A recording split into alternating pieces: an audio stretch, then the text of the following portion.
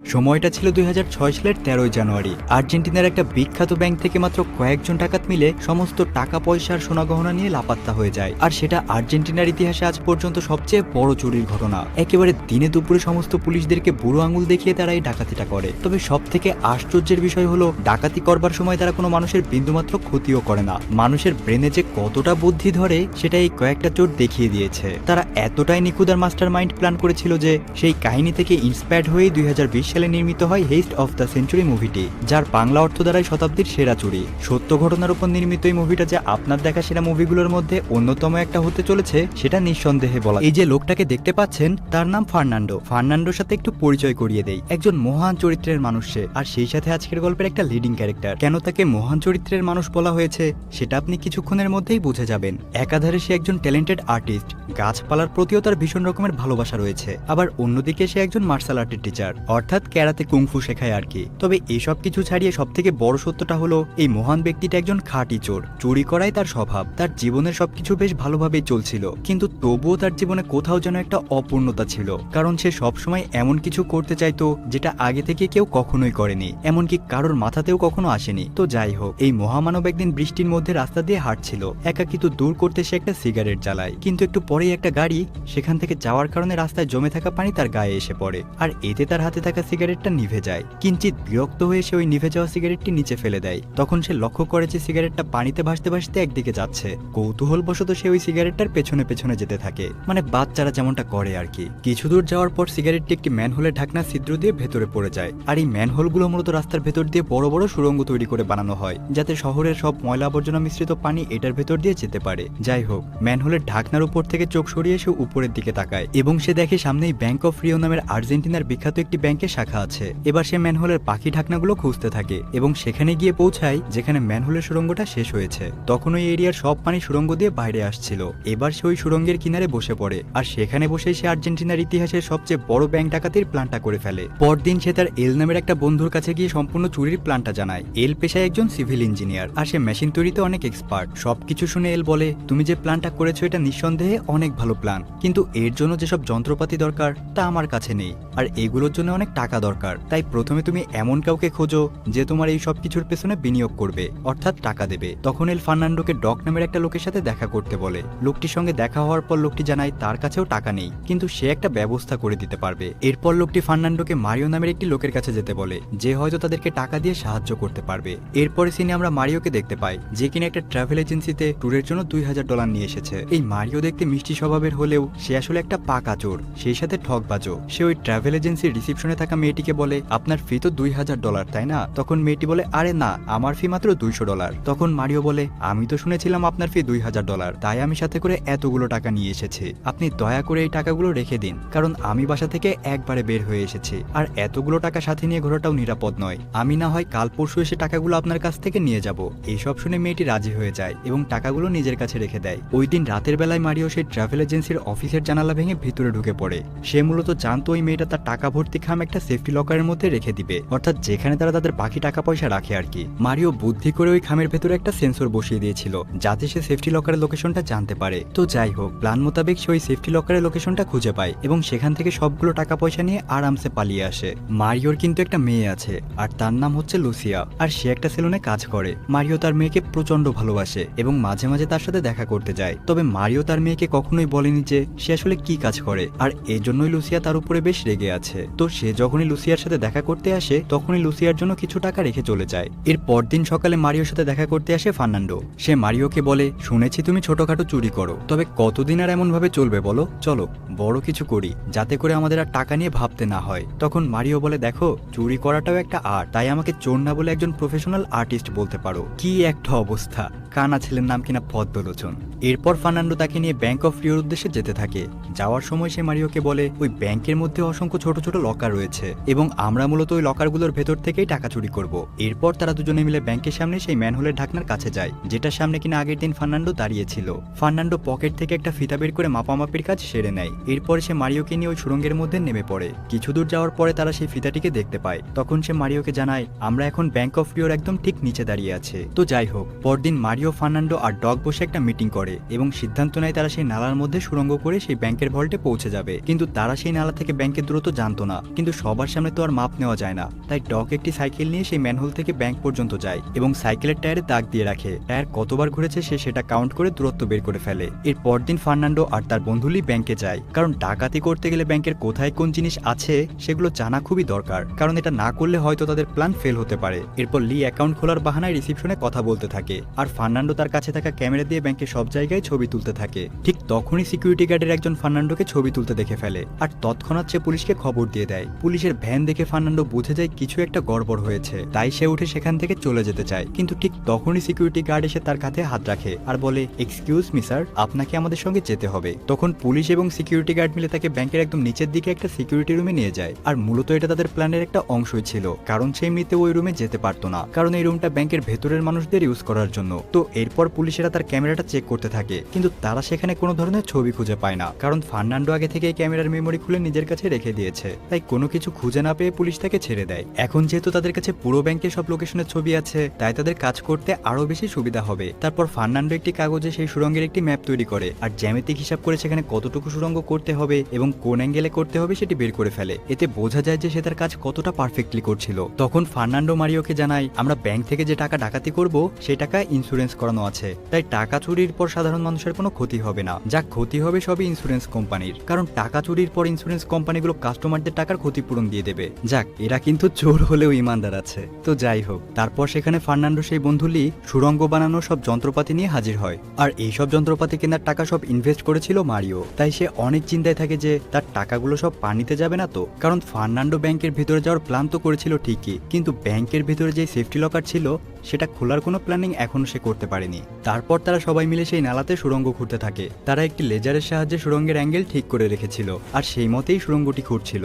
এরপর দিন তাদের সাথে আরও একটি সদস্য জুড়ে যায় আর তার নাম ছিল অ্যালবার্ট। তাকে দায়িত্ব দেওয়া হয়েছিল চুরি হওয়ার পর তাদেরকে এবং মালামাল ব্যাংকের সামনে থেকে অন্য জায়গায় পৌঁছে দেওয়া। তারপর তারা সবাই মিলে বসে ঠিক করে ব্যাংকের ভেতর যে সেফটি লকগুলো আছে তারা সেগুলো ওয়েল্ডিং মেশিন দিয়ে খুলবে। কিন্তু তখন ফার্নান্ডো বলে, একটি সেফটি লক খুলতে 3 থেকে 4 মিনিট সময় লাগে আর আমরা ব্যাংকের মধ্যে থাকবো মাত্র 7 ঘন্টা, তাই আমরা বেশি টাকা চুরি করতে পারবো না। তাই ফার্নান্ডো মারিওকে বলে, তুমি একদিন ব্যাংকে যাও আর সেফটি লকগুলো ঠিক কেমন হয় সেটা দেখে আসো। পরদিন মারিও অন্য একটি ব্যাংকে যায় আর ব্যাংক অ্যাকাউন্ট খোলার বাহানায় ব্যাংকের সেফটি লকগুলো কেমন হয় সেটি দেখে আসে। তারা অন্য একটি ব্যাংকে এই জন্যই যায় যাতে তাদের ওপর কেউ সন্দেহ না করে। ব্যাংক লুটের পর মালামালগুলো এক জায়গা থেকে অন্য জায়গায় নেওয়ার জন্য একটি গাড়ির দরকার ছিল, এজন্য তাদের দলের একজন একটি গাড়ি চুরি করে তাদেরকে দেয়। গাড়িটি ভাঙাচোরা আর অনেক পুরনো ছিল আর গাড়িটির রং দূর থেকেই বোঝা যেত। তারা গাড়িটি নিয়ে অ্যালবার্টের বাসার সামনে দাঁড়িয়ে থাকে আর তখন সেখানে পুলিশ চলে আসে আর এটা দেখে তারা অনেক ভয় পেয়ে যায়, কারণ তাদের কাছে সেই গাড়ির কোনো কাগজপত্র ছিল না। ওই গাড়িটি যেহেতু চুরি করা গাড়ি ছিল তাই তারা ভাবে আজকে হয়তো ধরা পড়ে যাবে। তখন সেখানে অ্যালবার্ট আর তার বউ চলে আসে এবং তারা বলে, এই লোকগুলো আমাদের কাছেই এসেছে, এরা আমাদের বন্ধু। এই কথা শুনে পুলিশগুলো সেখান থেকে চলে যায় আর পুলিশগুলো সেখানে এসেছিল কারণ এই গাড়িটি অনেকক্ষণ ধরেই দাঁড়িয়ে থাকতে দেখে অ্যালবার্টের মা পুলিশদেরকে কল করেছে। কিন্তু মারিও আর বাকি টিম মেম্বাররা অ্যালবার্টের উপর অনেক রাগ করে, কারণ সে তার বউকে এই প্ল্যানের ব্যাপারে জানিয়ে দিয়েছে। তবে সে সবাইকে আশ্বস্ত করে বলে তার বউ তাদের এই প্ল্যানের ব্যাপারে কাউকেই কিছু বলবে না আর এখানে এই ঘটনাটি একটু মনে রাখবেন, সামনে কাজে লাগবে। তো যাই হোক, অন্যদিকে সুড়ঙ্গ খোঁড়ার কাজ করা শেষ হয়ে গেছে, কিন্তু ফার্নান্ডো এখনো ব্যাংকের সেফটি ভল্ট খোলার কোনো রাস্তা বের করতে পারেনি। তাই মারিও তার উপর অনেক ক্ষেপে যায়, কারণ এই চুরির পেছনে সে তার অনেক টাকা খরচ করে ফেলেছে আর তারপর সে তার বাড়ি চলে যায়। এরপর ফার্নান্ডো তার গার্লফ্রেন্ডের সাথে ছাদে শুয়ে একটা সুন্দর সময় পার করছিল, কিন্তু ঠিক তখনই তার গার্লফ্রেন্ডের একটা কথায় তার মাথার মধ্যে একটা দারুণ আইডিয়া আসে। সে ছুটে চলে যায় মারিওর কাছে আর তাকে বলে, আমার মাথায় একটা দারুণ বুদ্ধি এসেছে। সে বলে, ব্যাংক যখন খোলা থাকে তখন সিকিউরিটি একরকম থাকে আর যখন বন্ধ থাকে তখন অন্যরকম সিকিউরিটি থাকে। ব্যাংকের দরজার সামনে যে কোনো ধরনের চুরি আটকানোর জন্য সিকিউরিটি আছে এবং সুড়ঙ্গ দিয়ে চুরি আটকানোর জন্য আলাদা সিকিউরিটি আছে, কিন্তু এই দুই দিক থেকেই একসাথে চুরি আটকানোর কথা কারোর মাথায় কোনোদিনও আসেনি। সে বলে, আমরা প্রথমে ঠিক করেছিলাম ব্যাংক যখন বন্ধ থাকবে তখন আমরা সুড়ঙ্গ দিয়ে ঢুকবো আর ব্যাংকে প্রবেশ করব, কিন্তু এখন আমি আমার প্ল্যান চেঞ্জ করেছি। আমরা এখন ব্যাংক খোলা থাকলেই ব্যাংকে ডাকাতির উদ্দেশ্যে যাব, তখন আমাদের সমস্যা হবে না, কারণ প্রতিদিন অনেক কাস্টমার আসে সেফটি ভল্টে নিজেদের টাকা পয়সা রাখতে আর এই সময় সেফটি ভল্টে কোনো অ্যালার্ম থাকে না। পুলিশ তখন ভাববে আমরা সাধারণ চোর, আমরা শুধু ক্যাশ টাকাই চুরি করতে এসেছি। আর আমরা পুলিশদেরকে এটা বোঝানোর চেষ্টা করব যে আমরা বাইরের গেট দিয়েই বের হব, তাহলে কেউ এই সুড়ঙ্গের কথা চিন্তাও করবে না। তার মানে আমরা ব্যাংকের দরজা দিয়ে ঢুকবো ঠিকই, কিন্তু বের হব সুড়ঙ্গ দিয়ে। মারিওর তার এই আইডিয়াটি দারুণ পছন্দ হয়। এরপর সেই দিন চলে আসে যেদিন চুরি করার কথা ছিল। তারা সবাই তাদের হাতের আঙুলে আঠা লাগিয়ে নেয় যাতে করে তাদের ফিঙ্গারপ্রিন্ট না বোঝা যায়। তারপর এল ওই নালার মধ্যে প্রবেশ করে আর নিজের কাজ করতে থাকে। ফার্নান্ডো চেহারা পাল্টিয়ে ব্যাংকে প্রবেশ করে। অন্য একটি গাড়ি দিয়ে মারিও আর ডগ ব্যাংকে প্রবেশ করে। ব্যাংকে আসার পরে তারা যে যার মুখোশ পরে নেয়। মারিও ফার্স্ট ফ্লোরে গিয়ে সেখানকার সব লোকদের নিজের বন্দুক দেখে জিম্মি করে নেয় আর সব কাস্টমারদেরকে বলে মাটিতে শুয়ে পড়তে। এদিকে নিচের ফ্লোরে ফার্নান্ডো আর আলবার্টো একই কাজ করছিল। তো সেখানকার সিকিউরিটি গার্ড সিসি ক্যামেরাতে সবকিছু দেখে সেখানকার লোকাল পুলিশকে কল দিয়ে সব জানায়। ফার্নান্ডো অকিটকির মাধ্যমে এই সব কিছুই জানতে পারে। আর এদিকে উপরে মারিয়াও ক্যাশিয়ারকে বন্দুক দেখিয়ে ক্যাশের সবটাকে একটি ব্রিফকেসে ভরে দিতে বলে, যাতে পুলিশ বুঝতে পারে যে তারা এই সব কিছুই ক্যাশ টাকার জন্য করছে। অ্যালবার্ট বাইরে গিয়ে ব্যাংকের সব গেট বন্ধ করে দেয়, যাতে বাইরে থেকে কেউ ভিতরে প্রবেশ করতে না পারে। তারপর সে একটি লোককে গান পয়েন্টে নিয়ে নেয় আর বাইরে পুলিশের সামনে চলে যায়। আর পুলিশদেরকে উদ্দেশ্য করে বলে, ভেতরে আমাদের কাছে অনেক গোলাবারুদ আছে আর আমরা ভেতরে অনেক লোকজনকে বন্দি করে রেখেছি, তাই পুলিশ ভেতরে ঢোকার চেষ্টা করলে কেউ বাঁচবে না। তারপর আবার সে ব্যাংকের ভেতর ঢুকে যায়। তারপর তারা একটি মহিলাকে গান পয়েন্টে রেখে সিকিউরিটি রুমে থাকা গার্ডকে বাইরে চলে আসতে বলে। গার্ড ভয় পেয়ে সেখান থেকে নিচে নেমে আসে। তারপর একজন গিয়ে সিকিউরিটি রুমে সব ক্যামেরা ভেঙে ফেলে এবং গার্ডের বন্দুক থেকে গুলি বের করে তার কাছ দিয়ে গার্ডের ফোনটি নিয়ে নেয়। সে বলে, তোমাকে আমরা ছেড়ে দিচ্ছি, যদি পুলিশ আমাদের সাথে কথা বলতে চাই এই ফোনে কল করতে বলবে। এরপর তারা গার্ডকে বের করে দেয়। এটা দেখে পুলিশ অনেক ঘাবড়ে যায়, কারণ এমন চোর তারা আগে কখনোই দেখেনি। পুলিশরা ভাবে সিকিউরিটি গার্ডটা হয়তো তাদের সাথে যুক্ত আছে, যার কারণে তারা তাকে ছেড়ে দিয়েছে। অন্যদিকে দেখা যায় ফার্নান্ডো একটি ভলেন্টিয়ার রুমে থাকে একটি আলমারি সরাচ্ছে। এদিকে দেয়াল ভেঙে তার বন্ধু লিও ব্যাংকে ঢোকার রাস্তা বের করে ফেলেছে আর সে লকগুলো খোলার যন্ত্রপাতি নিয়ে এসেছে। এখানে ফ্ল্যাশব্যাকে দেখানো হয় লিও এমন একটি যন্ত্র বানিয়েছে যেটা দিয়ে সেফটি লক খুলতে মাত্র 3 সেকেন্ড সময় লাগবে। এরপর তারা ব্যাংকে রাখা সবগুলো লকার খুলতে থাকে, যেগুলোর ভিতরে প্রথম কয়েকটি লকারে টাকা ছিল আর কয়েকটিতে ছিল সোনার বার। অন্যদিকে ব্যাংকের ভিতরে মারিও সবাইকে ধমক দিচ্ছিল, দেখে মনে হচ্ছিল সেই চোরগুলোর লিডার। কিছুক্ষণের মধ্যে মারিওর সেই ফোনটিতে কল আসে, মানে যেটা সে ওই গার্ডটি থেকে নিয়েছিল আর কি। পুলিশ কল করে তাদের সাথে ডিল করতে থাকে। তখন মারিও খেয়াল করে ব্যাংকের ছাদে কয়েকজন পুলিশ বন্দুক হাতে দাঁড়িয়ে আছে। মারিও সেই পুলিশ ক্যাপ্টেনকে বলে, এখনই তাদেরকে নিচে নামাও, না হলে সবাইকে ভেতরে আমরা মেরে ফেলবো। ক্যাপ্টেন তখন সেই পুলিশগুলোকে নিচে চলে আসতে বলে, তবে ক্যাপ্টেন লুকিয়ে আরো দুজন পুলিশকে অন্য বিল্ডিং এ ছাদে পাঠিয়ে দেয়। তারপর ক্যাপ্টেন মারিওকে জিজ্ঞাসা করে, তোমরা কি চাও? তখন মারিও বলে সে ডিস্ট্রিক্ট অ্যাটর্নির সাথে কথা বলতে চায়। পুলিশ ক্যাপ্টেন তার প্রস্তাবে রাজি হয়ে যায়। আর এদিকে মাত্র 1 ঘন্টা সময়ের মধ্যেই ফার্নান্ডো আর লি অনেকগুলো লকার ভেঙে ফেলেছিল। পুলিশ ক্যাপ্টেন তখন মারিওকে আবার কল করে আর স্যারেন্ডার করতে বলে। সে জানায়, তোমরা যতই চালাকি করো না কেন, তোমরা আমাদের হাত থেকে বাঁচতে পারবে না। পুলিশ ক্যাপ্টেন তাদেরকে একটি উকিল দেওয়ার কথাও বলে। তখন মারিও বলে তারা তাদের টিমের সবার সঙ্গে কথা বলে তারপর জানাবে। এর মধ্যে ফার্নান্ডো আরো অনেকগুলো লকার খুলে ফেলেছে আর পুলিশ সেখানে নিরুপায় হয়ে দাঁড়িয়ে আছে। তখনই ব্যাংকের মধ্যে একজন বুড়ি মহিলার ফোন বেজে ওঠে। মহিলাটি বলে, আজকে আমার জন্মদিন, তাই হয়তো আমাকে অনেকে উইশ করার জন্য কল দিচ্ছে। তখন তারা বুড়ি মহিলাটির জন্মদিন পালন করে আর বুড়ি মহিলাকে একটা চকলেট দেয় আর জন্মদিনের গিফট হিসেবে তারা ওই মহিলাটিকে ছেড়ে দেয়। মহিলাটি বাইরে এসে বলে, লোকগুলো অনেক ভালো, আমার জন্মদিন পালন করেছে, এমনকি আমাকে ছেড়েও দিয়েছে। এরপর জানালার সামনে বসে মারিও পুলিশ ক্যাপ্টেনকে ফোন দেয়। সে তাদেরকে বলে সে 15 বছর জেলে কাটিয়েছে, সে আর জেল খাটতে চায় না, তাই তারা যদি তাকে আশ্বস্ত করে যে তার জেল হবে না, তাহলেই সে স্যালেন্ডার করবে। তখন তার এই প্রস্তাবে পুলিশ ক্যাপ্টেন রাজি হয়ে যায়। তখন মারিও খেয়াল করে তার সামনে দুজন পুলিশ তাকে গান পয়েন্টে রেখে দাঁড়িয়ে আছে। তখন সে পুলিশ ক্যাপ্টেনকে বলে, তোমার লোকদেরকে সরে যেতে বলো। আসলে মারিও চেক করছিল যে পুলিশ তার কথা শুনছে কিনা। মারিও বলার সাথে সাথেই ছাদ থেকে সেই স্নাইপার দুজনকে সরিয়ে নেওয়া হয়। তারপর সেখানে ডিস্ট্রিক্ট অ্যাটর্নি আসে, কিন্তু তাকে মারিও তখন উল্টাপাল্টা গালি দিতে থাকে। সে বলে এই লোকের জন্যই সে এই 15 বছর জেল খেটেছে, তাই সে তার উকিলের সঙ্গে কথা বলতে চায়। মারিও মূলত এসব করছিল সে পুলিশদেরকে নানানভাবে ভুলিয়ে ভালিয়ে কিছু সময় বের করতে চায়, যাতে করে তার সঙ্গীরা লকারগুলো খুলতে পারে। মারিওকে এগুলো ফার্নান্ডো আগে থেকেই শিখিয়ে দিয়েছিল, মানে কিভাবে পুলিশদেরকে ব্যস্ত রাখতে হবে। আর মারিও এসব শেখার জন্য একটি অ্যাক্টিং ক্লাসে ভর্তি হয়েছিল, যাতে সে পুলিশের সাথে একজন প্রফেশনাল চোর বা ডাকাতের মতোই অ্যাক্টিং করতে পারে। কারণ এত বড় চুরি তো সে এর আগে কখনো করেনি, সে ছোটখাটো চুরি বা ঠকবাজি করে বেরিয়েছে। মানে একবার ভাবুন তো, এসব কিছুই বাস্তবে ঘটেছিল আর সেই লোকগুলো আসলে কতটাই না পরিশ্রম করেছিল। তো যাই হোক, পুলিশ ক্যাপ্টেন তখন তার কাছে তার উকিলের নাম্বার চায়। তখন ব্যাংকের মধ্যে বন্দি থাকে একজনের ফোন নাম্বার সে তাদেরকে দিয়ে দেয়। তাকে যখন কল দেওয়া হয় সে তার ভয়েস চেঞ্জ করে নকল উকিল সেজে কথা বলে। আবারও বলি, এই সব কিছু করার পেছনে একমাত্র কারণ হলো পুলিশের কাছ থেকে সময় বের করা। তো এসব করতে করতে তাদের যখন চুরি করা শেষ হয়ে যায়, তখন তারা টাকাগুলোকে সেই সুড়ঙ্গ দিয়ে নিচে নামাতে থাকে আর সেখান থেকে পালিয়ে যেতে থাকে এবং তারা তাদের ব্যবহার করা বন্দুকগুলো সাজিয়ে রেখে দেয়। এখানে আর একটা মজার ব্যাপার হলো, তাদের ব্যবহার করা সব বন্দুকগুলো ছিল নকল, অর্থাৎ বাচ্চাদের খেলনা পিস্তল। এটাও ছিল ফার্নান্ডোর প্ল্যানেরই একটা অংশ। সে ইচ্ছে করেই এই নকল বন্দুকগুলো রেখেছিল, যাতে করে তারা ধরা পড়লেও বেআইনি অস্ত্র রাখার জন্য কোনো সাজা না হয়। এতে করে তারা কেবলমাত্র চুরি করার জন্যই জেলে যাবে। যাই হোক, এরপর তারা তারা এক এক করে ওই সুড়ঙ্গের ভেতর দিয়ে ঢুকতে থাকে। তারা যে ওই সুড়ঙ্গটি খুঁড়ে রেখেছিল তার প্রমাণ লোপাট করতে তারা সব জায়গা পরিষ্কার করে দেয় এবং একটি আলমারিও ওই সুড়ঙ্গের মুখে রেখে আসে। এদিকে উপরে থাকা বন্দীরা অনেক সময় ধরে কাউকে দেখতে না পেয়ে বুঝতে পারে যে সেখান থেকে তারা চলে গেছে। এবার তারা একে একে বাইরে বের হয়ে আসতে থাকে। পুলিশ ক্যাপ্টেন এটা দেখে অনেক ঘাবড়ে যায়, আর তখনই তার চোখে পড়ে ব্যাংকের সামনে থাকা সেই ম্যানহোলটার দিকে। সে বুঝে যায় এই লোকগুলো ব্যাংক থেকে সুড়ঙ্গ বানিয়ে পালিয়েছে, কারণ ব্যাংক থেকে ঢোকার এবং ব্যাংক থেকে বেরোনোর তো এই একটাই রাস্তা আছে। সাথে সাথে পুলিশ ক্যাপ্টেন সেই ড্রেনের ভেতর, মানে যেখান থেকে সব পানি বের হতো, সেখানে একদল পুলিশকে পাঠিয়ে দেয়, আর একদল পুলিশকে নিয়ে ক্যাপ্টেন ব্যাংকের ভেতরে যায়। এদিকে দেখা যায় ফার্নান্ডোরা সেই সুড়ঙ্গ থেকে বাইরে বেরিয়ে এসেছে এবং তাদের চুরি করা সবকিছু একটা বোটের উপর এনে রেখেছে। ফার্নান্ডো মূলত আগে থেকেই একটা বাঁধ দিয়ে সুড়ঙ্গের পানি আটকে রেখেছিল, যাতে বোট চালানোর জন্য তারা এখানে পর্যাপ্ত পরিমাণ পানি পায়। এদিকে ক্যাপ্টেন ব্যাংকের ভিতর ঢুকে সেই সুড়ঙ্গটিকে দেখতে পায়, যেটা দিয়ে চোরগুলো পালিয়ে গিয়েছিল। তবে সেই সুড়ঙ্গের সামনে একটা বোমা বাঁধা ছিল।